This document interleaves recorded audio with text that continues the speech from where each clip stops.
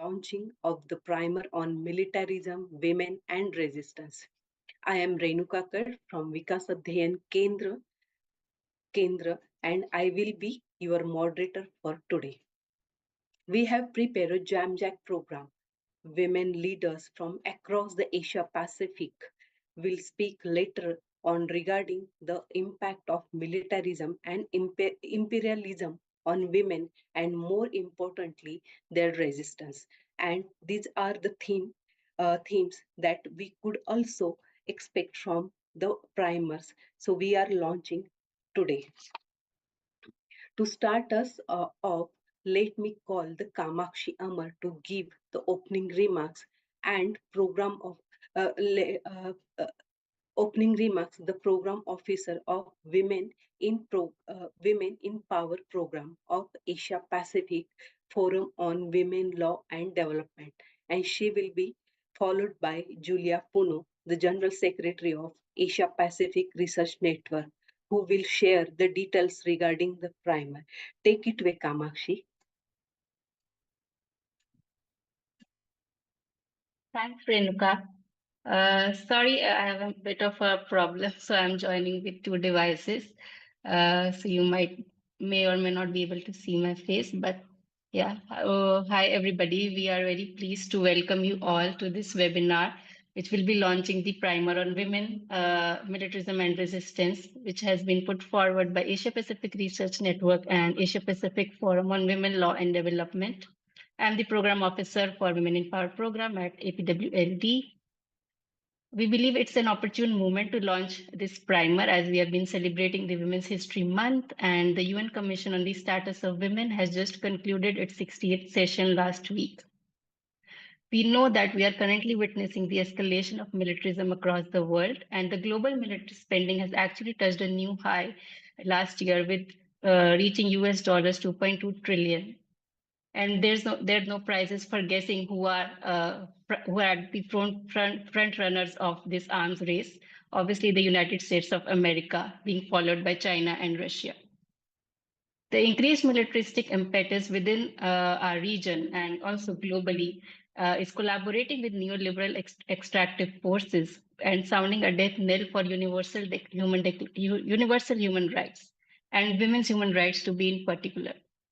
What we have witnessed across since October 7th is a genocide being live streamed on our phones and on our computers day and night.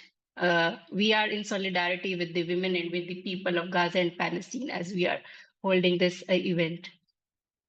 Within across Asia Pacific, there have also been really long drawn conflicts such as in West Papua, in Burma, Myanmar, in the northeast of India, in Kashmir, and also military regimes within Thailand and Pakistan. So what we are seeing is actually a very, very high rise in authoritarianism that is stifling people's rights and voices of resistance with negligible support from any regional or global forums. But what we see is actually feminist voices for peace and solidarity who are fighting this level of militarism. So it's these voices that we really wanted to bring forward today. And we have three of the very great panel speakers with us who will be introduced in a while. And now I hand it over to Julia from APRN. Thank you so much. Thank you, Kamakshi, and thank you so much for all of our members, partners, allies, and networks joining us today, wherever you are in the world. On behalf of the Asia Pacific Research Network and its work stream on militarism and the Asia Pacific Forum on Women, Law, and Development, I am honored to welcome all of you to the online launch of our latest publication, Primer on Women, Militarism, and Resistance. This collaborative primer comes at a crucial time when people across the world, particularly here in the Asia Pacific region, are confronted by multiple crises in various aspects, from the economic, geopolitical, and climate facets. While these affects most people, there is no denying that some sectors in our society carry the burden more. Since time immemorial, women from all walks of life have faced violence, oppression, and attacks driven by the domination of the imperialist agenda across the world. In recent times, we have witnessed a growing rivalry between these global powers as they continue to safeguard their position through economic and military expansion. This development has aggravated existing issues and created new ones among society and especially among women, as gendered impacts of war and conflict, as well as gender based violence, have risen to new heights. The intersection of women and militarism is more pronounced than ever. Throughout this primer, we hope to provide its readers with an in depth discussion of the interests imperialists have in the region and how it manifests on the ground. With the help of leading women leaders across the region, we have compiled case studies on the emerging trends in the region and gender related violence resulting from war and militarism. From juntas and human rights violations in Myanmar, the phenomenon of half widows in India, and the US soldiers' trail of abuse in many parts of Asia. Of course, while the primer highlights these issues at hand, it also showcases the inspiring resistance of women in different countries and the steps they took to address these concerns through awareness raising, policy advocacy, as well as organizing and building people's movements. We hope this primer will inspire us to take action and take part in fighting for a better world. You can now download the primer uploaded on our website, and I will also send the link here on the chat box for your use. While International Working Women's Month will end in a few days, the fight for liberation and equality for women and all oppressed sectors of society continues. We should take cue from the women across the world rising up against the intensifying attacks and domineering presence of imperialism among their communities, countries, and regions. As long as imperialists exist, so will gender inequalities. It is up to us then to end imperialism and all its manifestations to address the root causes of women's struggles. To achieve this, we should give our unconditional support and our unwavering solidarity to the growing movement of women towards the pursuit of just and lasting peace. Let me end my speech with one of my favorite quotes from Lorena Barros, Filipina poet, activist, revolutionary during Marcos Sr. dictatorship, whose legacy still inspires women in our country today. The quote is particular to Filipino women, but I think this goes for women in all countries. The new woman, the new Filipina, is first and foremost a militant.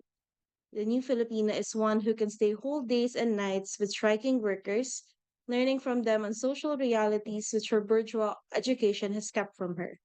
She's a woman who has discovered the exalting realm of responsibility, a woman fully engaged in the making of history. Long live international solidarity and power to the people. Thank you.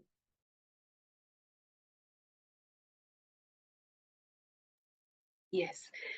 Thank you, Kamakshi and Julia. I am excited for everyone to see the primer as it encourages all of us to follow the footstep of our brave sisters in the struggles. At this point in the program, let's listen to Azra Said as she shares the regional situation regarding the militarism and imperialism and its impact on the people. Azra is the chairperson of APRS Board of Conveners and a member of APWLD's program organizing committee of women in interrogating trade and corporate hegemony program. She is also affiliated with the International Women Alliance and the International League of People Struggle. The floor is yours, Azra. You have a 10 minutes. Thank you so much, Renuka. Thank you for the introduction. And indeed, it is my honor to be part of these organizations which have long fought for people's rights, for women's rights, and not only in our region, in the Asia Pacific region, but across. So, as has already been said, the primer on women, militarism, and resistance could not have been more timely. The vicious attack on women's rights, people's rights, is at the highest since the Second World War, almost 80 years ago. The post-Second World War was a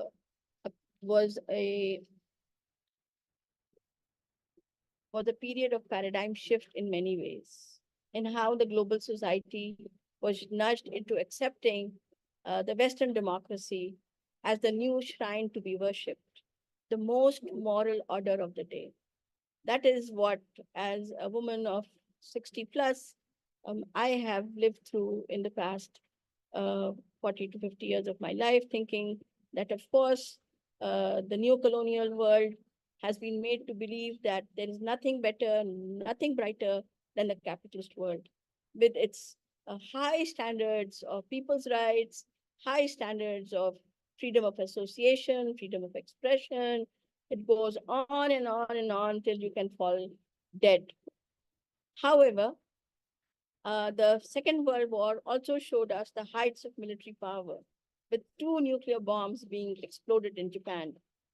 From that period to now, the US military industrial complex, along with its allies in UK, France, and other Western countries, have developed a realm of weapons that include biological, chemical, and of course, digital warfare. Militarization is not for show, as we well know, in the 171 days of the most brutal attack seen on humankind by the US and its puppet, the Zionist state of apartheid Israel. The attack on the narrow 25-mile-long Gaza Strip showcases not only the fascist nature of imperialism, but also the critical geopolitical significance of the Asia-Pacific region for imperialist powers. And why? We know very well, those of us who live in Asia Pacific, who call home Asia Pacific as our most defended territories. This is where we have our lives, our livelihood, our social context. Everything that belongs to us is in this region, whether it is physical or emotional or others. Asia Pacific is rich in human resource. It has untold, unknown mines and minerals, including rare earth metals, oil and gas, vast agricultural lands, forests, and biodiversity, and deep oceans. The economic significance of region is further heightened by the maritime and land routes that are the lifeline of imperialism. And I talk again, the significance of Gaza is its connection from the US, the Europeans into the Middle East and Asia and further down. And so we cannot ever forget that on both sides of Asia Pacific, we are the main trajectory of ocean lines and land lines. And one cannot forget that China, the imperialist power, most contested and feared by the US, is based here in Asia. So it's very unfortunate in a way that we are in the, it used to be said that US is the belly of the beast. Well, of course it is the belly of the beast, but that beast has now turned towards us, towards something which is also being nurtured through another imperialist power that is being nurtured in the Asia Pacific region. I will use Amira's quote from the primer, who is an activist in the Philippines. She states, behind every military operation is a neoliberal economic program. Very true, absolutely true. This is, of course, the stark truth. Imperialism, as defined by Lenin more than 100 years ago, is carrying out a fierce fight to mark its colonies and territories based on its never-ending need for raw materials, markets, labor, and trade routes only for the sake of profit. Currently, many parts of Asia Pacific where there is a tug of war happening between the imperialist powers and their satellites. Once more, we see that there is presence of the United States bases, military bases in the Philippines, which had been thrown out of the country after much resistance and struggle of the Filipina people. But today, again, they are back. And the US ensures presence of neoliberal regimes to inflame relationship and fan conflict between South and North Korea, while Japan maintains itself as a chief lackey to the US in our region. The draconian martial laws continue in Burma, in India, And there are many pockets in India where there is frontal attack on people's rights by the fascist Modi regime, especially in the Indian occupied Kashmir, Manipur, and against the Adivasis in the various regions of India. There is severe curtailment of human rights across our countries, including Pakistan, Bangladesh, Sri Lanka. In Pakistan, the brutal military suppression leads to constant conflict and armed struggle by national liberation groups. And of course, Iran continues to face severe trade sanctions at the behest of US imperialism. All of this, more or less, is happening because the two imperialist powers, United States and China, are creating their own territories and a very a prime reason for the many counterinsurgencies that are happening in our countries. And we cannot forget Afghanistan, the 20 brutal years of occupation of Afghanistan.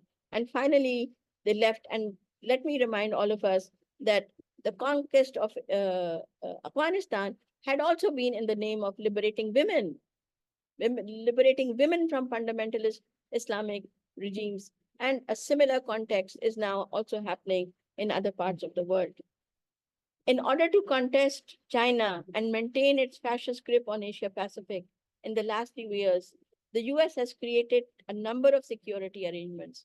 These include AUKUS and Quad. AUKUS includes Australia, United Kingdom, United States, the three most prominent white supremacist nations are all together, bundled together into AUKUS, and they are surrounding the Asia Pacific region. Then we have the quadrilateral security dialogue, which includes Japan, Australia, US, and India. Let me remind ourselves that India sits in the middle of Asia and has a very fascist regime. It also has very deep links with Israel, the fascist Zionist Israel. One of the most prominent billionaires of India, Amdani, please correct me if I'm saying the wrong name incorrectly. He has more than 50% rights in the ports of Israel, in many ports of Israel, also many ports of India. So these people are strategizing themselves not for religion, not for the name of religion that they keep on taking, whether it is the bloody Zionist state or the Hindutva state of India or the Islamic state of Pakistan, if you let me add. These fights are not in the name of religion, but in the name of imperialism, in the behest of control over our resources. The goal is nothing but territorial control of the Asia-Pacific region.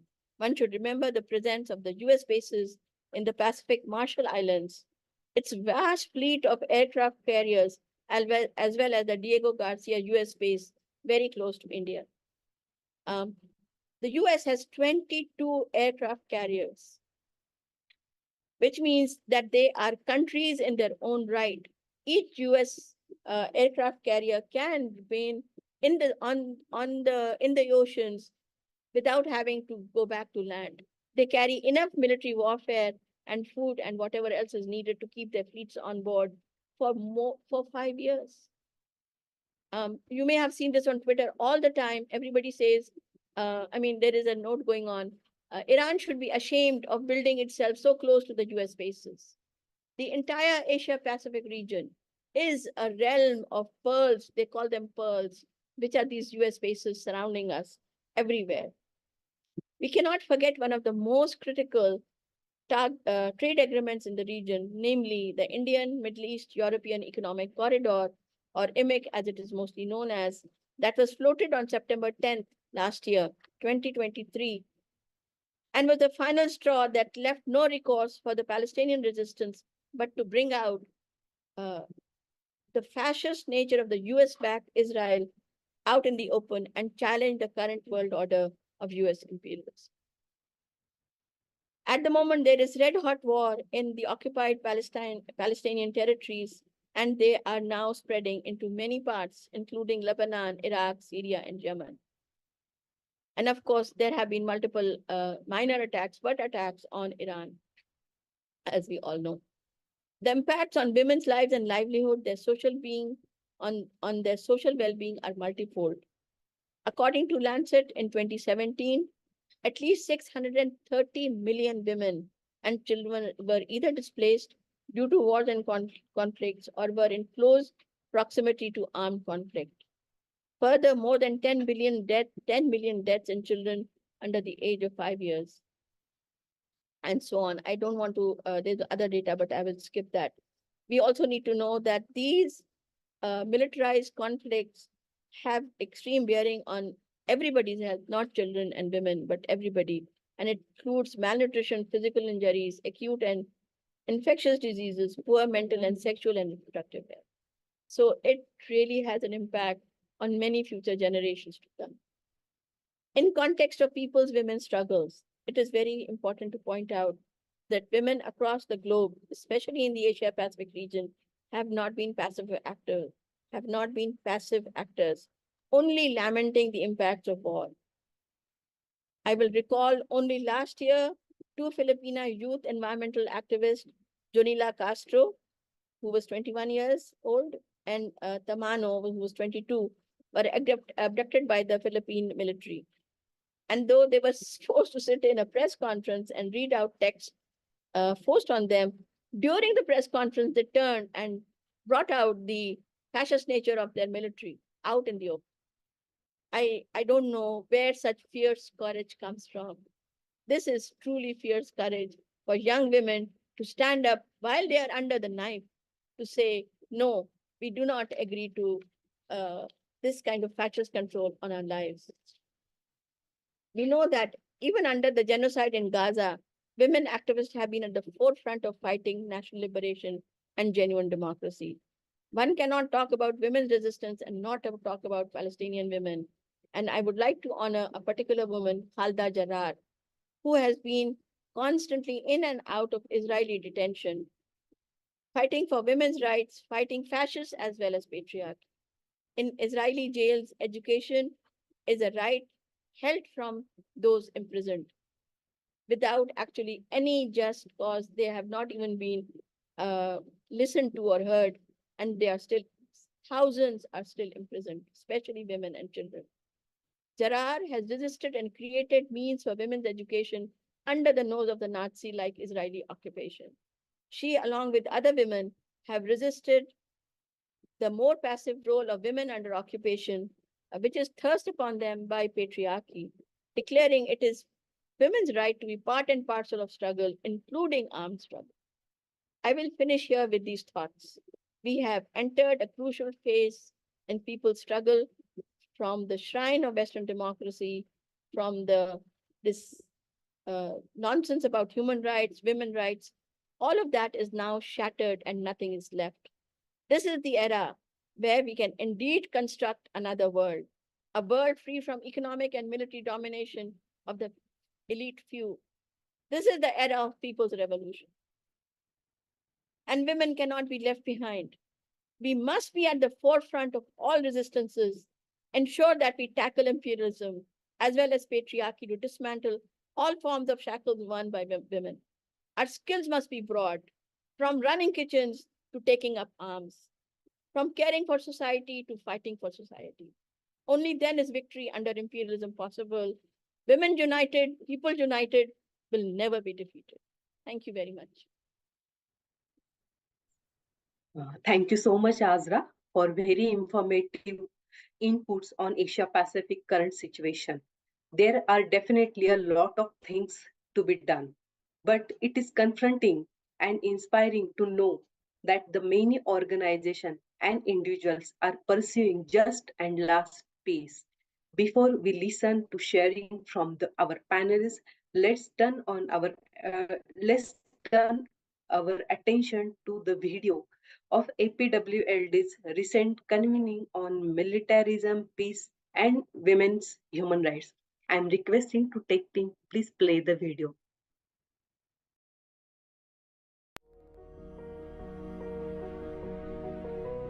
Militarism has been used by the colonial, imperial, and authoritarian powers to establish and entrench their dominance over most of the world. It is the most powerful strategy to oppress and exploit the marginalized, including the women. It's an ideology that assumes military values and policies are conducive to a society, and it legitimates the use of and threat of using coercive force. The fact is that war and conflict is perpetuating itself even as the narrative change over time.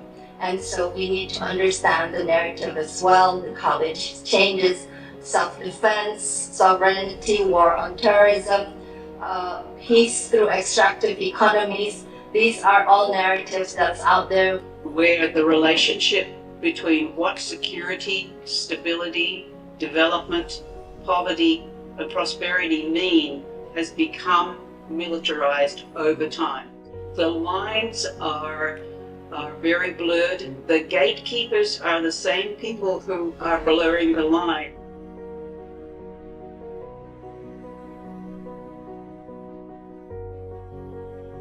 The real and material impacts of militarism become more vivid when we see it through the lens of feminist development justice. Militarism engenders redistributive injustice,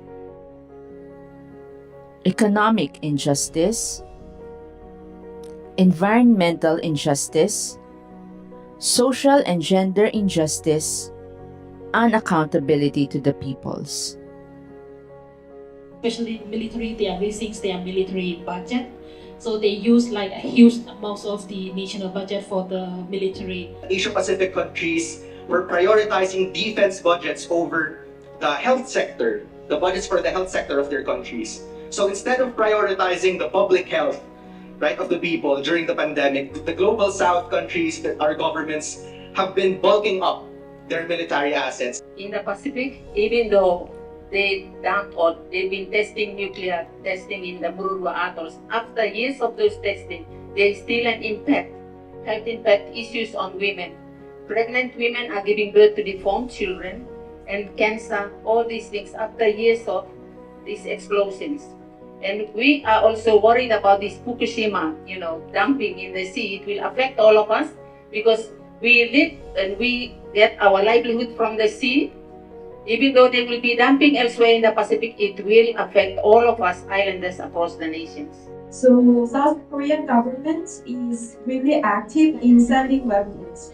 And we all know that it's being used in West Papua, Sri Lanka, Myanmar to oppress people there. Women have shown time and again that they will fight against the imperialist, colonial, and fascist powers to reclaim their human rights and protect their communities. Women's resistance has been at the forefront in challenging militarism at the local, national, and global level.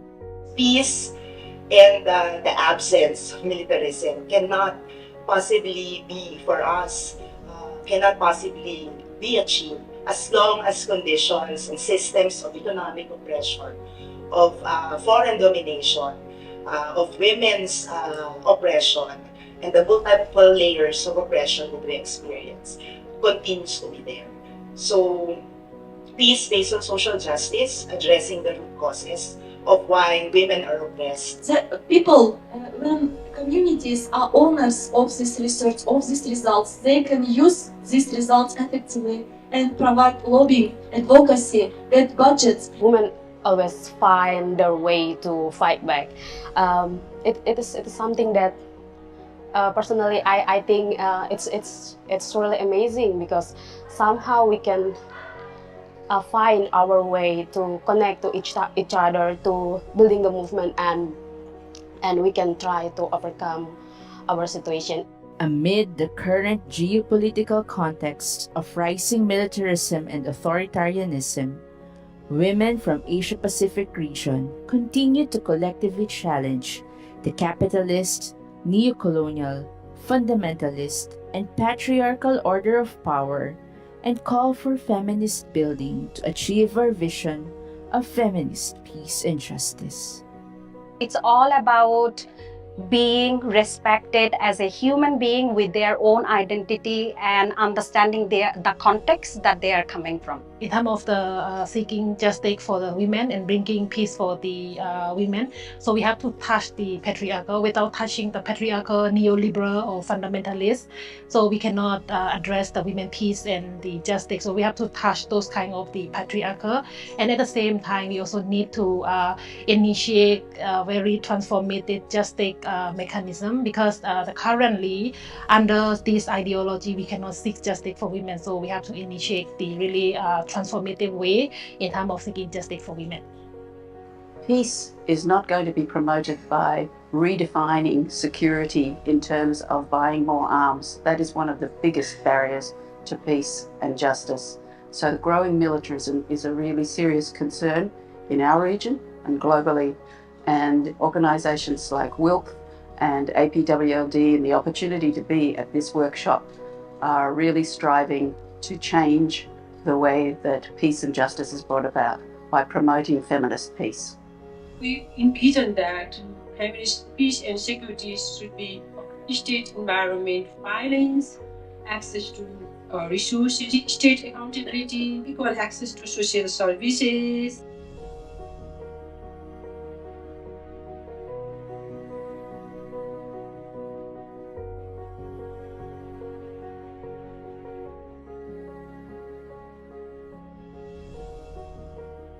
The woman united will never be defeated. The women united will never be defeated. The women united will never be defeated.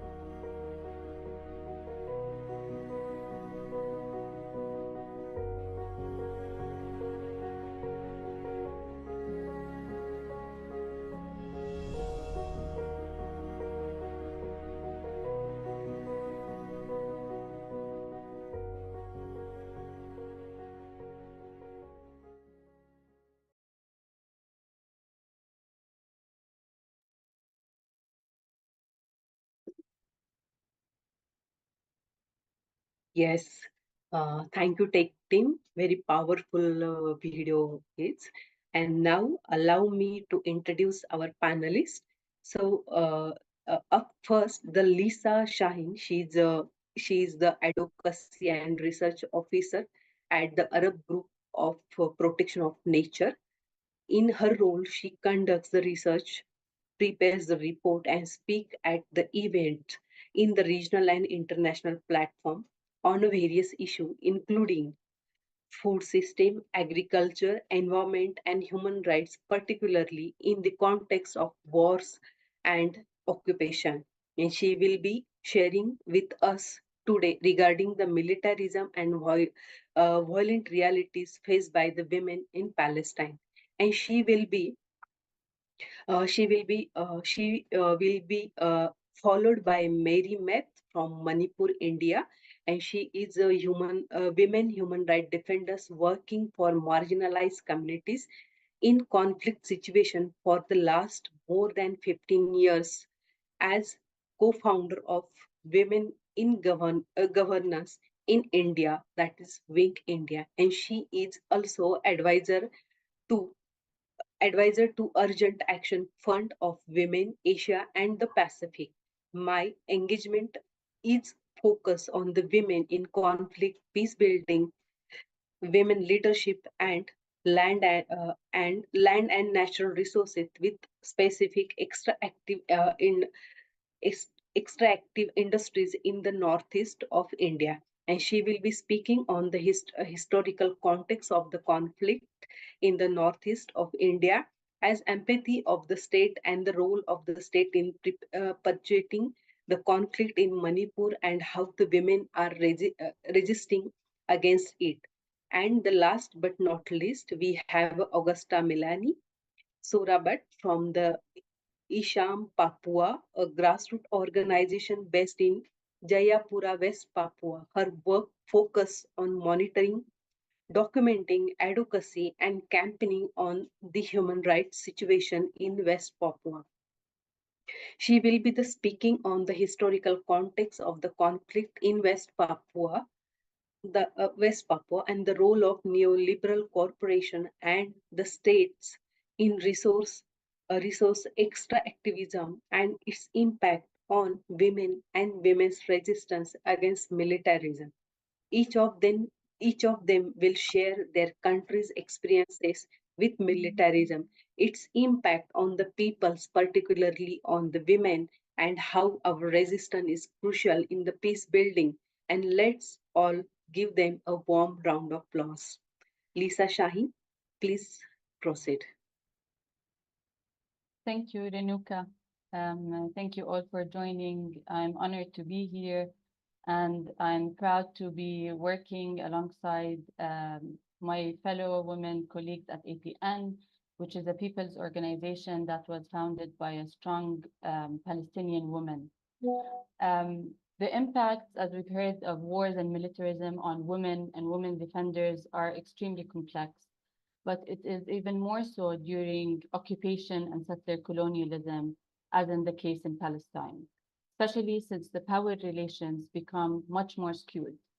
And if you wanted to talk particularly in the presence of genocide and ethnic cleansing, which is what we are witnessing right now in Gaza, we not only see the immediate decimation of women, but also their children and the men in their families become targets as well. So the Palestinian community's suffering and rights is not only limited to that of women and children, but we also have to remember that the loss of men means the loss of husbands, fathers, sons, and brothers to women. So in Palestine, it becomes a matter of resistance to exist. And if we want to truly understand the suffering that Palestinian women have endured, then we have to go back in time, because Palestinian women have been living under occupation for over 75 years, which denies the right to self-determination and exposes them to various forms of severe and systematic discrimination and violence. This violence includes military operations, establishment of illegal settlements, and periodic attacks by settlers, displacement, raids, home demolitions, arrests, and detentions, and discriminatory policies of exclusion and isolation imposed by the occupation. And as a result, women suffer from malnutrition, infectious diseases, poor sexual and reproductive health services, deterioration of living conditions, severe mobility restrictions, and high levels of poverty and unemployment. And as for the arbitrary arrests and detentions of women, their children, and men, Palestinian prisoners are not informed of the reasons behind their arrest, and they often endure prolonged periods of administrative detention spanning days or months. And women detainees are exposed to both physical and psychological abuse, including beatings, insults, sexual harassment, extended periods of isolation, sleep deprivation, and lack of sanitation and invasive body searches. There are recent UN reports that are coming out from Gaza stating that women and girls are being stripped naked and searched by male Israeli army officers. And at least 2 female Palestinian detainees were reportedly raped. And now I'm sure more recently you've heard that there are more stories coming out. During interrogations, women are subjected to intimidation and threats that extend to their children. And in fact, between 500 and 700 children are arrested each year. And in some instances, women detention appears to serve as a means of exerting pressure on their husbands to sign untruthful statements or confessions. And of course, we cannot neglect the occupation's weaponization of food in Palestine, which has destroyed local food systems and has led to severe rates of food insecurity. And of course, women are disproportionately affected in times of food shortage because they favor their children over themselves. And this, of course, leads to detrimental health effects, especially on pregnant and lactating women who need more protein intake. And the malnutrition for pregnant and lactating mothers can set up a cycle of deprivation that extends to their newborns. And if we want to talk more specifically about the current genocide that is happening in Gaza right now, there are over 40,000 Palestinians killed, including over 9,000 women and almost 19,000 children. And they are killed because of shooting, lack of access to healthcare, being run over deliberately, and the destruction of their homes over their heads. 58% of the daily murders are women. 2 mothers are killed every hour. and 17,000 children are unaccompanied or separated from family. And even a new acronym has been created, WCNSF, Wounded Child, No Surviving Family. There are over 71,000 injured, with 75% of them being children and women. And there are more than 10 children per day that lose one or two limbs, and this increases the burden on women because they will be the caretakers for the rest of their lives. There are at least 60,000 pregnant women who are unable to obtain basic health services. 31 out of the 36 hospitals are not functioning because of bombing and destruction and preventing medical and fuel supplies from entering. So there is no safe place for childbirth. Many doctors are now resorting to performing emergency hysterectomies and cesarean procedures without anesthesia. And many women are not surviving and they pass away before or during labor. And I still remember the horror when I read how the mothers and doctors were forced at gunpoint to leave 39 premature babies in North Gaza. The lack of medical care combined with the cut of fuel resulted in 8 babies passing away. There are more than 690,000 menstruating women and girls that face restricted access to menstrual hygiene products in Gaza. And because of the lack of availability of water and hygiene products, women are forced to resort to using tablets to delay their period, despite the associated negative side effects. There are 95% pregnant and lactating women that are experiencing severe food poverty, and they are resorting to eating tree leaves and grass, animal fodder, and mixing it with soil. And these women are unable to breastfeed due to malnutrition. And of course, many babies have died from dehydration and starvation. And the babies, the lucky ones, are being fed formula with water contaminated by sewage, toxins, and seawater. So one cannot begin to fathom the horror that these women have experienced. And it is all part of the occupation's plan to annihilate current and future Palestinian families. There are continuous attempts by Israeli officials to dehumanize Palestinians, including women, calling them children of darkness and human animals. The UN Special Rapporteur on Violence Against Women and Girls said that the impact of this genocide has been especially devastating for mothers who have lost multiple children. They have witnessed severe injuries and they are uncertain about where their children and husbands are. So the harm that we are seeing extends beyond physical well-being to emotional toll on women and girls. So what we've just heard reveals that in Palestine, all human rights are violated on a daily basis, and women are on the front line to protect their people's rights to life, health, food, natural resources, work, as well as self-determination, liberty, and dignity, defending themselves and their families from torture, discrimination, and dehumanization.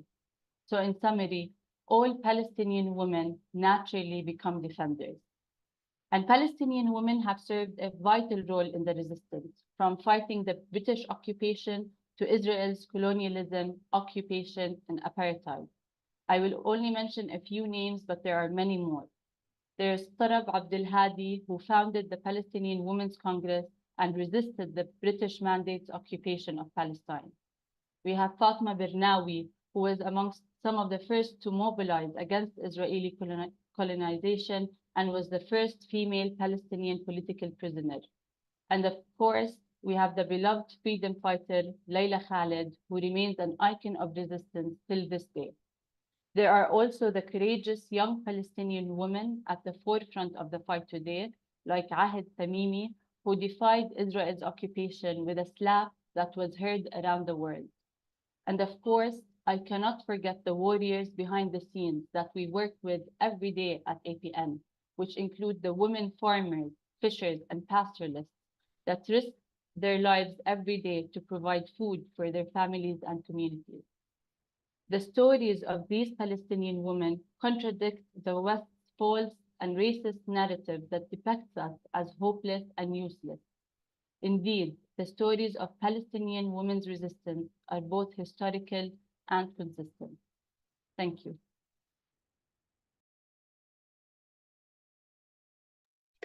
Thank you, Lisa. Now, may I request Mari Beth? Please proceed.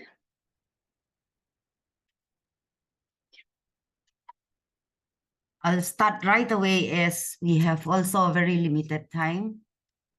As we all know that India is considered as one of the largest democracy in the world, the shrinking spaces of human rights defender, religious and ethnic minorities become an urgent call for international action. In recent times, many laws are passed against public interest, and without proper legislative procedures, freedom of speech, freedom of assembly, and the demand for justice and human rights are under control by using force. Coming to Northeast, I would like to give a brief reflection that it is important to consider how the British had drawn political and geographical boundaries and the way their legacy was carried forward. Taking an example of Langhua village in Indo-Myanmar border, where half of the residents of the village chief is in Myanmar and another half in India. Families are separated by the so-called political boundary.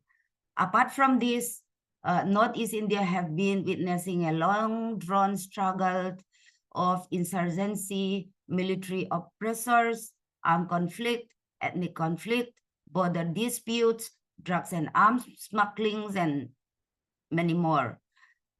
The so-called Second Hiroshima was witnessed in 1966 when government of India dropped aircraft bombs over Mizoram during Mizo Freedom Movement.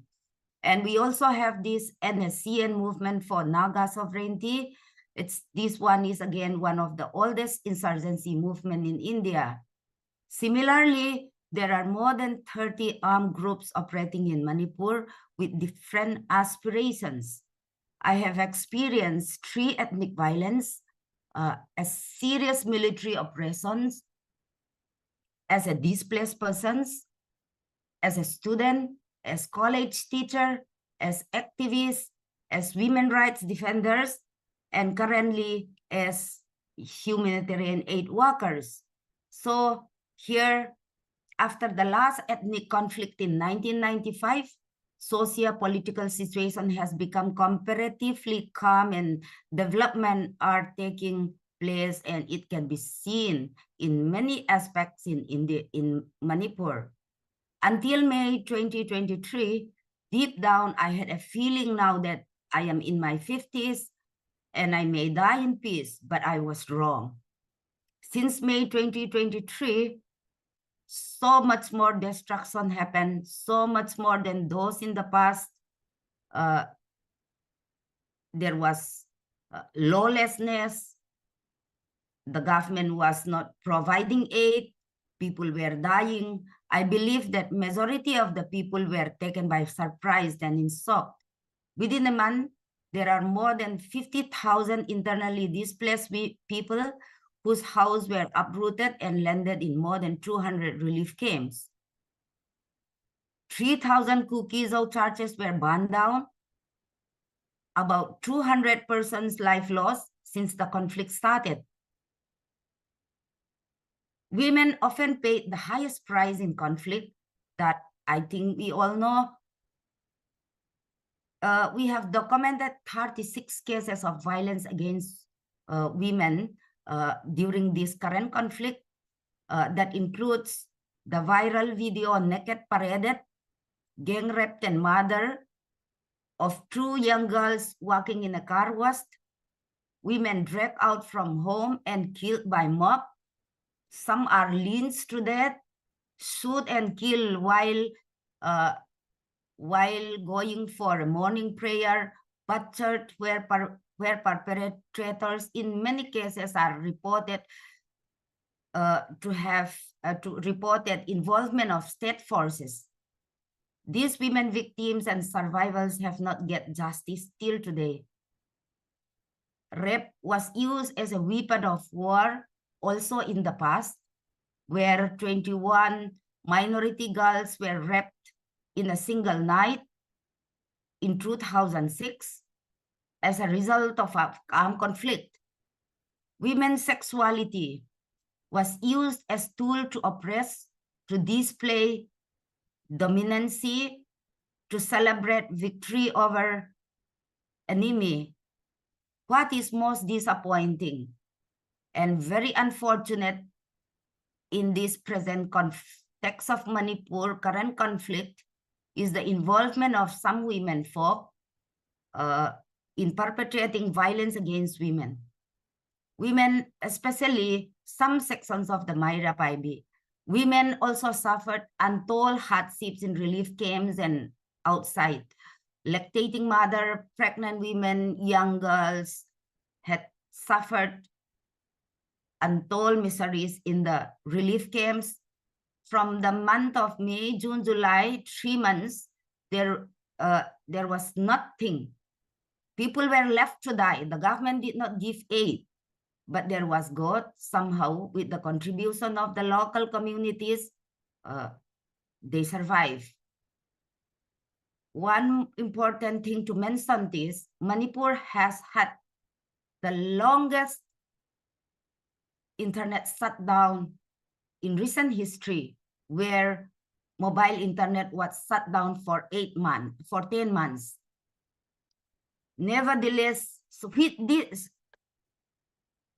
women in Manipur continue to participate in conflict as supporters of conflict, spreading rumors, as combatants, as human shields, as protector of communities, as also a protector, a peacemaker, a mediator, and service providers to victims of violence. They had played multiple roles in peace building and finally in rebuilding community. So we see here multiple roles played by women during the conflict, but in a patriarchal setup like Manipur, many of the contributions of women are unheard, unrecognized. However, women being a perpetrator has been loudly voiced. People within India also do not understand the gravity of the situation because the government had shut down internet for 8 months. Humanitarian aid that come from outside was not welcome, and majority of the media house were controlled. So what the gravity of the situation and the inactiveness of the government is not known to the world. My home is close to the buffer zone, a buffer zone that divided the hills and the valley, buffer zones that divides community. Although the wars may be over, economic blockades, firing, bombing, killing, sounds of ambulance siren remains a regular routine. Radical groups with sophisticated arms are ruling the state. These arms are looted or given out from the state armories. 5,600 arms, 6.5 lakhs of round bullets. Community who are at war and also those that are not involved in the war are arming with youths, claiming as a means to protect community and its political aspiration. No one feels safe in Manipur. Human rights workers and even the UN special rapporteurs on violence against women voices are shut down. Common people want to live in peace, but there is no effective steps taken by the central government for any kind of peace dialogue. People in the state call the conflict as a state-sponsored and also ethnic cleansing. The government wanted to name it ethnic violence. However, from the inactiveness of the government, we can see that this is a state-sponsored. Whatever the name may be, isolated killings, living in fear, poverty, and displacement will continue for another decades in Manipur. When militarization process is taking place and large number of arms are available in the community and in the home, women and girls are not safe. It is dangerous situation when arms are in the community, but even worse when there are arms in the home. I believe that it's not only Manipur, Northeast, or Kashmir in India, the entire world, the country globally is heading towards militarization. It becomes so violent in nature and can become really, people as an individual can really become rude and polite. This I saw recently in the United States, and it's so disappointing. The world is not safe for women, girls, minorities, and the voiceless. Thank you. Yes. Thank you, Mary. Please, Augusta, please go ahead. Okay, thank you very much. I will just start it. I will start with the colonial history itself in West Papua. Our first contact uh, with our first contact is with descending from Germany. They came to our place to spread the Christianity. It started in 1855, and after that, in 1898, we became the part of the Dutch colony, and after that, we also have a contact with Japanese and U.S. during the World War II, and then and also after that, back in 1961, it's it start with the history of what was Papuan called the Indonesia occupation during the Trikora operation. It's led by the Indonesia president at that moment. Dutch colony prepared West Papua for independence, but Indonesia came and do the invasion in the island. And then after that, back in 1963, there is presence of the junta, but West Papua people see the presence of the junta just a formality because several months after they came, they just left and leave West Papua people under the Indonesia occupation. And also back in 1967, there was a signed MOU between the Freeport Indonesia and the Indonesia government. Freeport right now is like one of the big gold mining company in the world. And West Papua people also see that the MOU between the Freeport and Indonesia, it's also kind of illegal because West Papua itself at that moment not really like legally part of Indonesia government because the Act of Free Choice itself it's being held 2 years later after the MOU.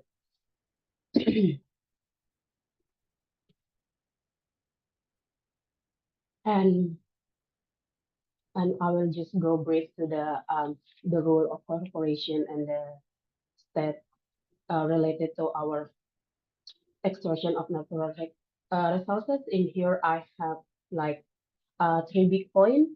My first point is ongoing military conflict, and the second is transmigration program by the Indonesian government, and then the third point is uh, investment policy. Um, in here,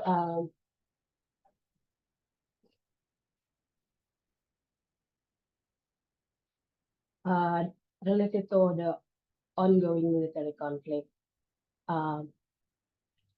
from like I said, from 1961 until today, we in here see that West Papua until today still being the area of the military operation. And also related to that, I want to highlight that Um, until today, there's still ongoing military operation in the several areas in the highland part of the West Papua. Um, it is in the areas such juga Intan Jaya, Puncak Jaya, Yahukimo, and Maibrat. And related to that, I also want to highlight the case that just recently happened in here. Like this month, there is a viral video, um, where uh, the young indigenous West Papuan being tortured by the Indonesian military, and we speculated that the place that this person being tortured is in Puncak Regency, and not just that, but starting from early this January in the Intanjaya Regency, there is ongoing armed conflict between the Indonesian military and the uh, West Papua Liberation Army, and it's also created new IDPs in the area. And generally, the IDPs is consisted by women and children. Um, and also, my point about the transmigration program. Basically, the transmigration program is a program by the Indonesian government that aim to equitable development in Indonesia. So they just moving people from Java Island to another place in Indonesia. But in West Papua, it started in 1964. Basically, we West Papua see that it's also illegal program because at that moment West Papua still not being a part of Indonesia yet. And also related to this transmigration program, even if we West Papua have the special autonomic law they call, but they're programmed by uh, the central government in Jakarta. This transmigration program still ongoing until today. We see it's ongoing until today, and this program, this transmigration program, also created problem for us, the indigenous West Papuan, because it's created its impact on marginalization for West Papua, and it's also created another horizontal conflict. And also in relation to the infestation policy, uh, like in here, in West Papua, there are several areas that have like already being used as palm oil plantation, such Merauke, Jayapura, Bovendigul, Nabire, Kerom, Timika, Mati, Mamdamo, Kaimana, Maidat, Wandama, Sorong Selatan. And this area uh, also become the targeted area to transfer the transmigrant from Java and any other places. For an example, like there is a case from indigenous Kerom community. It's like indigenous people in the Kerom areas. Back in the 1982, they are like being forced to release their land and be given to the PT Perkebunan Nusantara. It's a palm oil companies, and they just the reason why they being forced to give this land is what the government said that it's to improve the standard of living of indigenous peoples and to break up the regional isolation and to open up the unemployment opportunity, and also to uh, to help the transmigration program to be success. And another thing is It's also because of the political reason, because that area, that Perom area, it's like the area back in the 80s being used by the West Papua Liberation Army. Um, and related to that, Elsam Papua see the dynamics where the former military operation areas nowadays became the transmigration area and also became an infestation and exploration area. And we see this practice continuing and repeating itself, uh, like I already said that for example, like in Kerom, in Genya Merauke areas. Augusta, yes. Can you please wrap up? We are running out of time. Oh yes, yes. I'm sorry.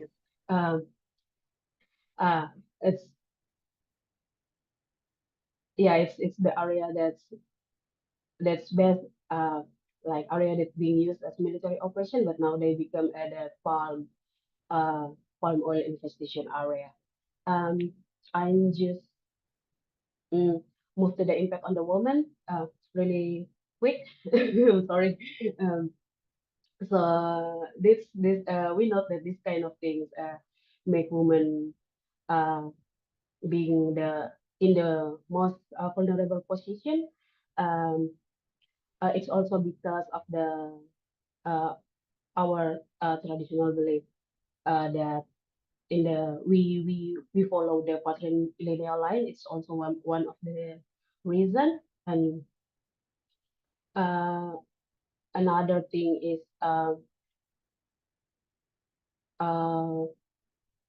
women often prevented from practicing in a traditional institution. We do not have right to own the land, but just use the land, and also women being forced to marry underage, experience various barriers and obtaining such education and experiencing economic marginalization, and women also experience high risk of gender-based violence. And okay, I just and last the woman resistance. I just give the quick example like in here in Bovendigul area, women community, the way that we try to protect our land.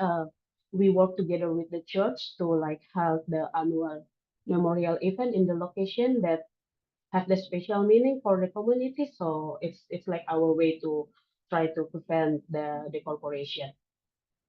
And another example is like the women in the Onurunggwe in Jayapura, like we come together and encourage ourselves and encourage one another and participating in the discussion related to customary land. And in our cases, it is work, the strategy is success, and we can influence the result of the customary discussion. Yeah, I think I will stop there. Okay. Yes. Thank you. So let's all thank our panelists for a very meaningful discussion. I am sure that our audience members found some similar experiences with our panelists, and I am sure we have some burning question that we want to raise. We we will now proceed with the question and answer program. So please use the raise hand function to all our attention. If you want to ask a question, you may also use the chat box to write your questions. So floor is open.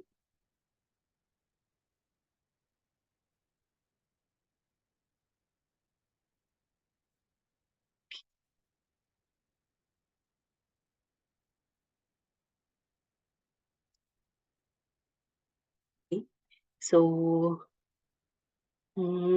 our speaker are very strongly present there all the issues. So I could not find any questions in the chat box, and there is no raise hand, so we can proceed for the our fine proceed for the our last session. So I would like and I would like to invite I would like to invite Lisa Maza from ILPS to formally conclude the launching of primer on militarism, women, and resistance. So let's call on Lisa Maza for providing a synthesis of our event. So Lisa Maza is the General Secretary of International League of People Struggle and Chair of Emerita of Gabriela Women's Alliance and International Women's Alliance. Lisa Maza, floor Yes, is thank you very yours. thank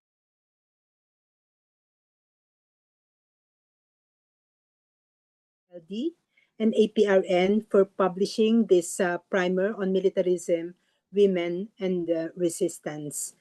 I would also like to thank our speakers this afternoon, my sisters in struggle, who gave very, very valuable inputs and really pictured to us how women are impacted by militarism. And surely, as activists, this sharing that they witness on the ground, no, this sharing is very, very important for us in our struggle against militarism, war, and for peace and development. Just to reaffirm and reiterate what our speakers have said, Azra, who was the first speaker and who gave us a situationer on Asia Pacific, very very well gave the comprehensive view on what is happening in Asia, how militarism has intensified since the Second World War, and how the weapons have become manufactured using high technology and has become more deadly, no, to subjugate the people. She said that the Asia Pacific has become so militarized because the region is very rich, no?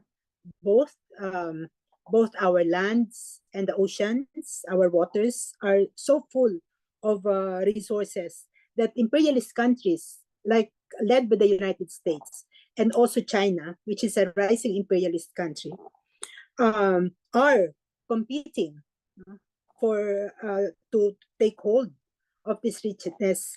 And since we are already in a multipolar world, no, the US wants to reassert itself, especially in the Asia Pacific, and is using their old and new allies, no, in securing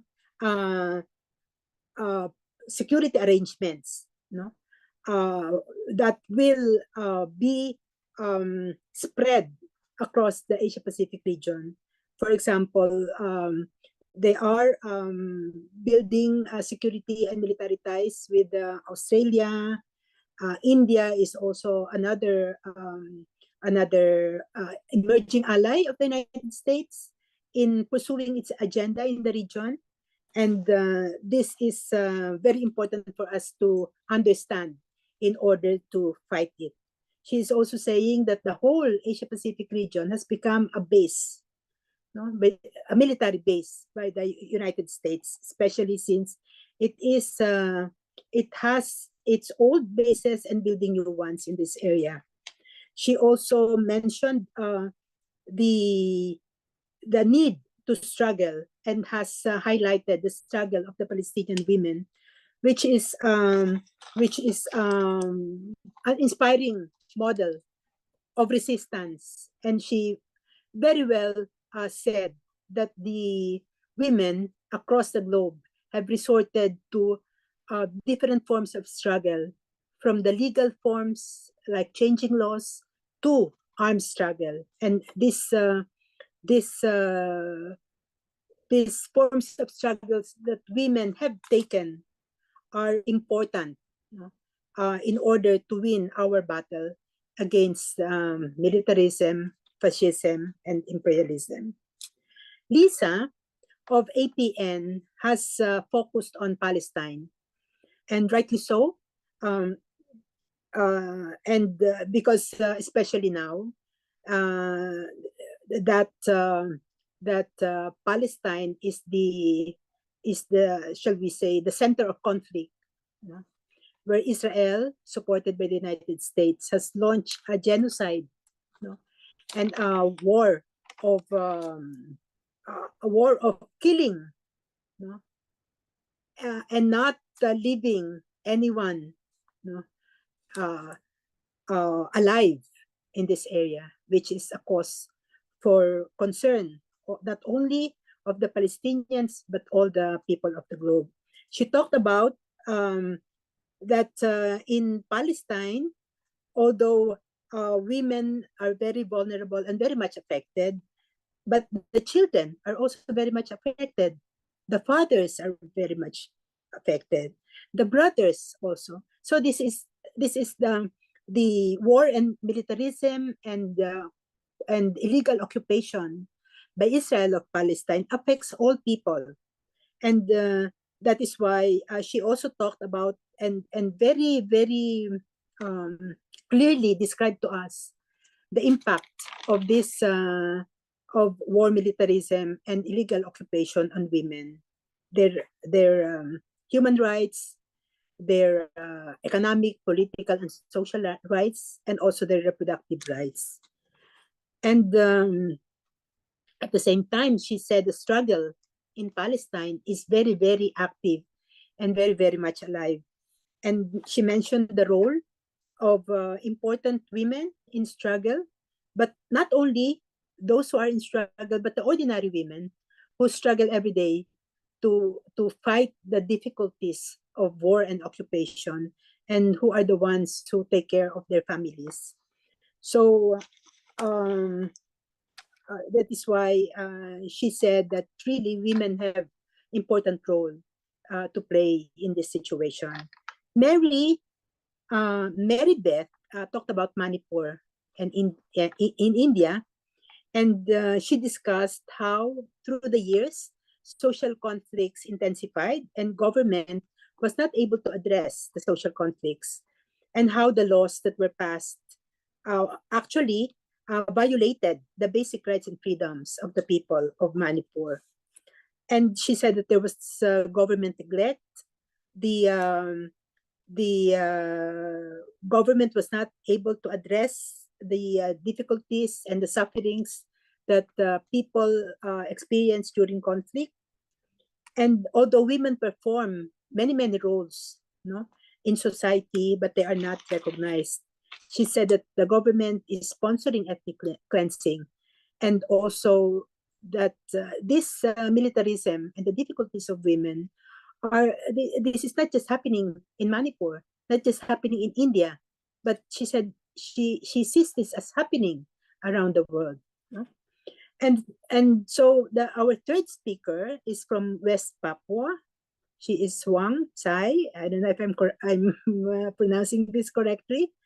And she discussed the occupation of West Papua by Indonesia and mentioned three important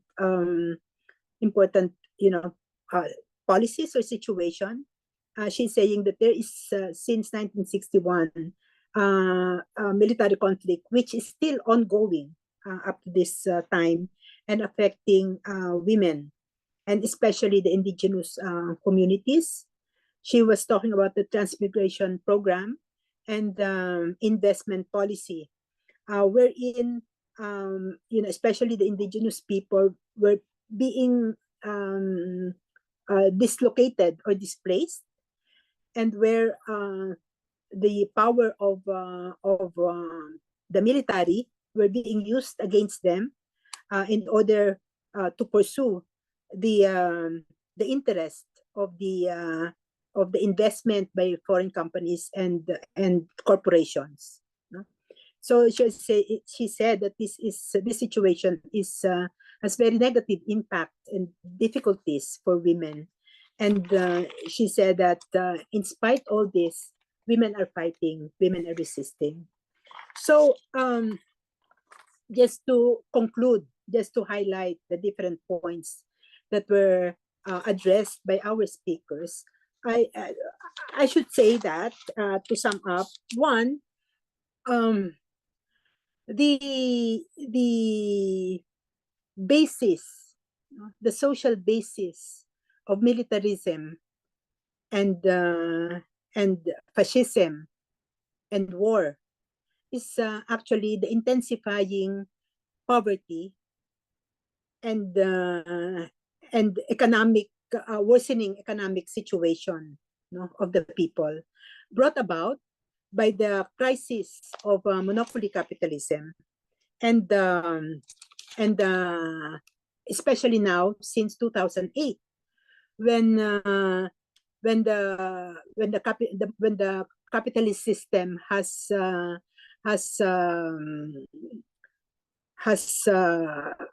where the crisis of the capitalist system has exploded, in 2008.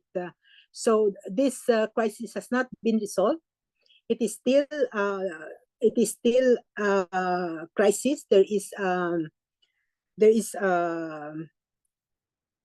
prolonged stagnation of the capitalist system and crisis, and this has impacted especially the working people, and this also has intensified, the social conflict that and also intensified resistance, which was met by fascism, by militarism and war.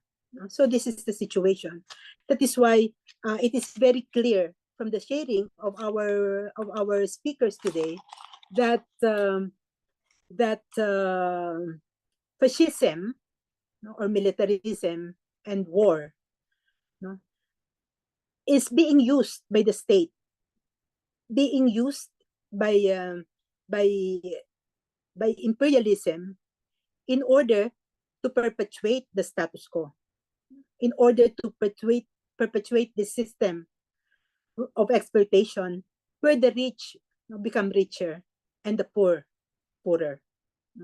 So especially now, when the contradiction between the imperialist powers is at its height, and the crisis also is intensifying, the economic crisis also is intensifying, the more that we are going to witness such tools of fascism, such a situation of heightened militarism and war. And that is why it is very important for us, very important for women to be organized, to study our situation, to study the situation of our countries, to root our conflict from the existence, and perpetuation of imperialism, this system, that defines the relations between poor and rich countries, between the elite and the oppressed peoples of the world. It is important for us to be armed with this analysis in order for us to know who as women are our enemies, who as people, as oppressed peoples of the world, are our enemies, who are we against, and who are we fighting for. This is very important for us, and I think women should be able to organize in millions, especially women in our countries, where patriarchy is still the culturally dominant norm. We should be able to organize women's organizations. We should be able to link up with organizations that are also democratic and anti-imperialist. We should be able to broaden and strengthen this front, this anti-imperialist front, in order for us to effectively advance our interest, advance our struggle for self-determination, advance our rights as working people, advance our rights as women. So it is really very important that we have this primer to use us in our education and advocacy work. And again, I thank the APRN and the APWLD for really digging into this issue, this important cause, that should unite us, and the cause for peace, the cause of development, the cause for self-determination. And I thank everyone for participating in today's forum. Thank you. Thank you, Lisa, for that great synthesis. There are many manifestations of militarism in the Asia Pacific, but we have more reason to fight back. This has been reminder for us that we are not alone. This struggle for just and lasting peace. With each day, our numbers of grow, and so does the tool at our disposal, such as the primer on militarism, women, and resistance. Before we end, we are inviting you to turn on your video for a quick picture taking.